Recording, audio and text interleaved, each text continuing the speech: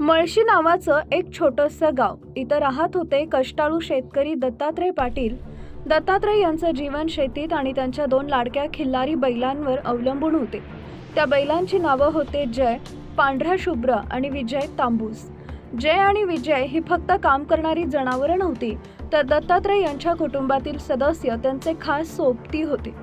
त्यांची जोडी पंचक्रोशीत त्यांच्या ताकदीसाठी आणि निष्ठेसाठी प्रसिद्ध होती. दत्तात्रय त्यांची मुलांप्रमाणे काळजी घेत. या 2 बैलांच्या साथीनं त्यांनी अनेक वर्ष शेतीत घाम गाळला. त्यांची सारी कामं सुरळीत पार पडत. दत्तात्रय आणि त्यांच्या बैलांचं नातं हे निस्वार्थ प्रेमाचं होते. तो दिवस होता आषाढी एकादशीच्या आधीचा. सायंकाळ झाली होती. दत्तात्रय शेतातील मशागतीचं काम संपून बैलगाडीनं घराकडे निघाले होते. त्यांचा रस्ता नीरा नदीच्या मुख्य कालव्याच्या अगदी कडेनं जात होता.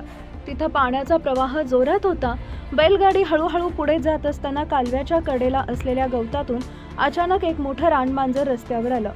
खिलारी जातीचे जय आणि विजय अचानक झालेल्या या हालचालीनं एकदम घाबरले आणि दचकल्यामुळे त्यांनी नियंत्रण गमावलं. दत्तात्रय काही काळाच्या आत बैलांनी वेग घेतला आणि त्यांची बैलगाडी रस्त्यावरून घसरली.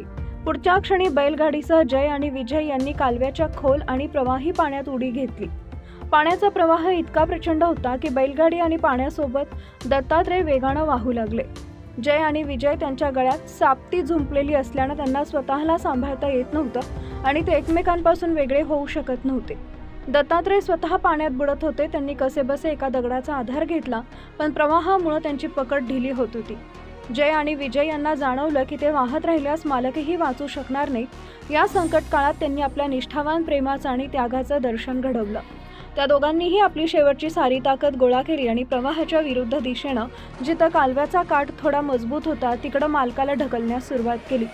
त्यांच्या या शेवटच्या जीवापाड प्रयत्नांमुळे दत्तात्रय यांना पुन्हा एकदा काठावर पकड मजबूत करण्याची संधी मिळाली आणि ते कसेबसे कालव्याच्या बाहेर ओढले गेले. मालकाला काठावर सुरक्षित पाहून जय आणि विजय यांनी पाण्यातच आपले प्राण सोडले. प्रवाहाचा ताण आणि श्वास कोंडल्यामुळे दोन्हीही बैल पाण्यात बुडून मृत्युमुखी पडले. आपले लाडके बैल डोळ्यादेखत बुडताना पाहून दत्तात्रय यांचा टाहो फुटला.